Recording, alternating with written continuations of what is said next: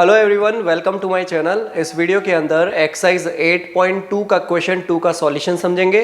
Question 2 के अंदर हमें 4 पार्ट गिवन है। उन 4 पार्ट के अंदर 4 एमसीक्यूज मिलेंगे। उन एमसीक्यूज में से हमें किसी एक आंसर को सिलेक्ट करना होगा।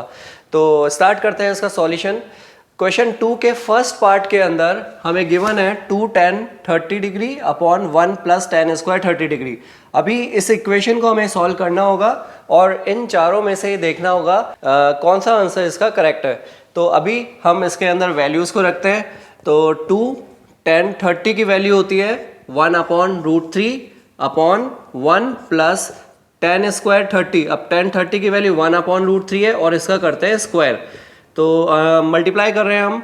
2 को 1 से मल्टीप्लाई करेंगे तो होगा 2 अपॉन √3 अपॉन डिनोमिनेटर में है 1 प्लस 1 का स्क्वायर करोगे 1 होगा और √3 का स्क्वायर करेंगे तो 3 होगा।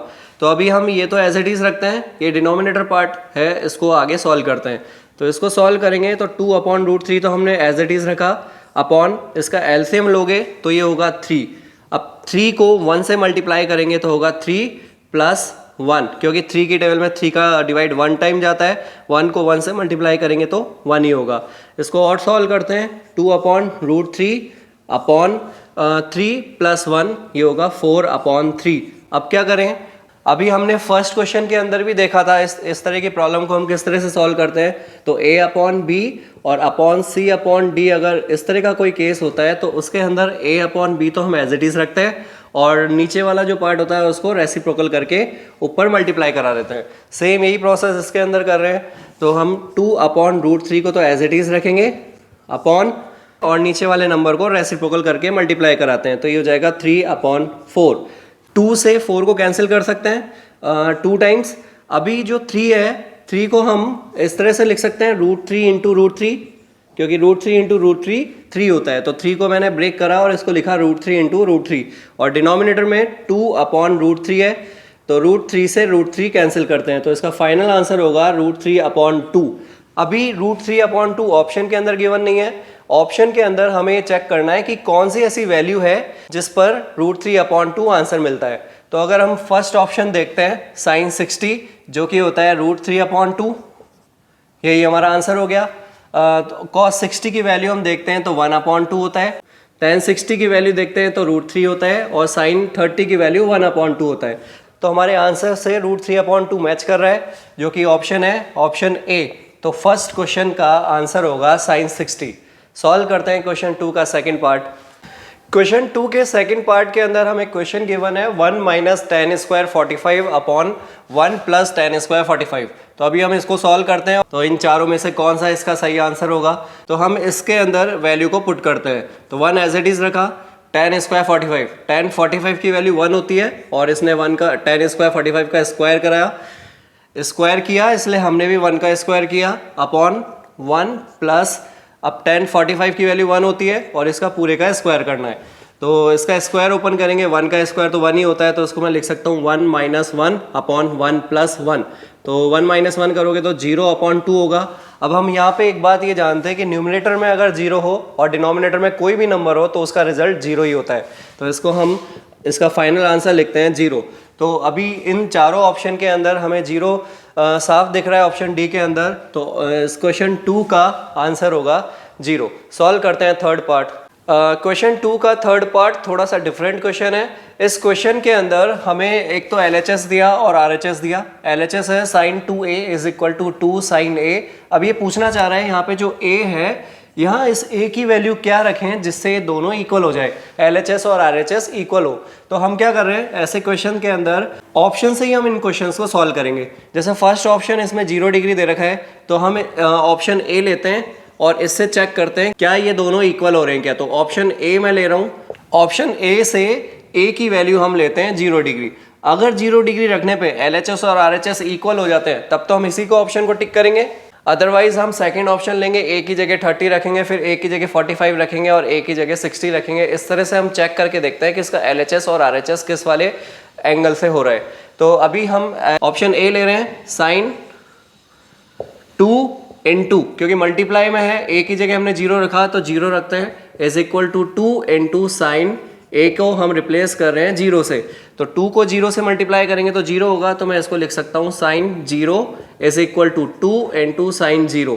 अभी हम साइन 0 की वैल्यू रखते हैं, साइन 0 की वैल्यू 0 ही होती है, is equal to 2 into sine 0 की वैल्यू 0, तो मल्टीप्लाई करेंगे 0 इज इक्वल टू 2 को 0 से मल्टीप्लाई करेंगे तो 0, तो LHS और RHS दोनों इक्वल हो रहे हैं। इट मीन्स मैं ये कह सकता हूँ कि यहाँ A की हम वैल्यू 0 ही रखेंगे जिससे दोनों साइड इक्वल हो जाएगी, तो इसका आंसर ऑप्शन A ही होगा। अभी इस क्वेश्चन को अगर आपको समझ में नहीं आया तो मैं यहाँ पे ऑप्शन B रख के चेक करते हैं कि इसका LHS और RHS इक्वल हो रहे क्या। तो क्वेश्चन का तो सॉल्यूशन हो गया, ऑप्शन A इसका आंसर है। अभी बस क्वेश्चन को और समझाने के लिए मैं ऑप्शन B भी लेके देखता हूँ क्या आता है। तो ऑप्शन हम B ले रहे हैं और A को रिप्लेस करते हैं 30 डिग्री से, तो इसका LHS लेते हैं। इसका LHS है साइन 2 इंटू A की जगह हम रखते हैं 30 is equal to 2 into sine A की जगह हम रख रहे हैं 30, तो इसका रिजल्ट होगा साइन 2 को 30 से मल्टीप्लाई करोगे तो 60 इज इक्वल टू 2 साइन 30, तो साइन 60 की वैल्यू होती है √3/2 is equal to 2 into sine 30 की वैल्यू होती है 1/2, तो 2 से 2 कैंसिल करते हैं। LHS साइड तो √3/2 है और RHS साइड 1 है, क्या ये दोनों इक्वल है? नॉट इक्वल है, इट मीन्स हम ये इसका आंसर नहीं रख सकते हैं। इस तरह से आप क्वेश्चन को और समझने के लिए C और D ऑप्शन से एक ही जगह आप 45 रख के चेक कर सकते हो। तो इसका सॉल्यूशन आपको समझ में आया होगा। सॉल्व करते हैं क्वेश्चन 2 का फोर्थ पार्ट। क्वेश्चन 2 का फोर्थ पार्ट जिसमें हमें वैल्यू गिवन है 2 tan 30 degree upon 1 minus tan square 30 degree. तो अभी हम क्या कर रहे हैं, इसकी वैल्यूज को रखते हैं, तो 2 मल्टीप्लाई tan 30 की वैल्यू रखते हैं जो कि होती है 1/√3 अपॉन 1 माइनस tan 30 की वैल्यू 1/√3 और इस पूरे का करते हैं होल स्क्वायर, क्योंकि tan स्क्वायर 30 था तो tan 30 की वैल्यू पे हमने स्क्वायर किया। अब आगे मल्टीप्लाई करते हैं, 2 को 1 से मल्टीप्लाई करेंगे तो होगा 2/√3 अपॉन 1 माइनस 1 का स्क्वायर करते हैं तो 1 होगा और √3 का स्क्वायर करेंगे तो 3 होगा। आगे स्टेप के अंदर जो इसका डिनोमिनेटर पार्ट है इसको भी हमें सॉल्व करना होगा, तो इसको सॉल्व करते हैं। 2/3 तो एज इट इज़ रखा, अपॉन किसी भी नंबर को 1 में से माइनस करना हो तो आप इसको इस तरह से माइनस कर सकते हो। 3 में से 1 को माइनस करो तो 2/3, तो इसका फाइनल आंसर होगा 2/3। अगर ऐसे समझ में नहीं आता तो आप इसका एलसीएम लेके सॉल्व कर सकते हो। एलसीएम होगा इसका 3 को 1 से मल्टीप्लाई करेंगे तो 3 माइनस 3 में 3 का डिवाइड 1 टाइम जाता है, 1 को 1 से मल्टीप्लाई करेंगे तो 1 ही होगा। तो इसका फाइनल आंसर होगा 2/√3 अपॉन 3 में से 1 को माइनस करते हैं जो कि होगा 2/3। अब क्या करें, ऐसी सिचुएशन को हमने इसके फर्स्ट पार्ट में भी सॉल्व किया था। वहाँ क्या किया था कि A/B और अपॉन C/D होता है, तो हम उसको क्या करते हैं, A/B को तो एज इट इज रखते हैं और नीचे वाले नंबर को रेसिप्रोकल करके रखते हैं, यानी D/C। इस तरह से ही हमें इस क्वेश्चन को सॉल्व करना होगा। तो करते हैं इसको इसी तरह से सॉल्व। तो सॉल्व करने के लिए 2/√3 को तो हम एज इट इज रखते हैं। अब इस नंबर को आप रेसिप्रोकल करोगे तो ये हो जाएगा 3/2 और 2 से 2 कैंसिल करते हैं तो इसका आंसर होगा 3/√3। 3/√3। अभी इसको और सिंप्लीफाई करते हैं। सिंप्लीफाई हम करेंगे तो 3 को लिख सकते हैं √3 इंटू √3 और डिनोमिनेटर में √3 है तो √3 हमने रखा। √3 से √3 कैंसिल करा तो इसका फाइनल आंसर हुआ √3। तो अभी हम ऑप्शन के अंदर ये देखते हैं कि इन चारों ऑप्शन में से ऐसा कौन सा एंगल है जिस पे इसकी वैल्यू √3 होती है। तो फर्स्ट एंगल हम देखते हैं साइन 60 जिसकी वैल्यू होती है 1/2, साइन 60 जिसकी वैल्यू होती है √3/2, tan 60 जिसकी वैल्यू होती है √3 और साइन 30 इसकी वैल्यू होती है 1/2।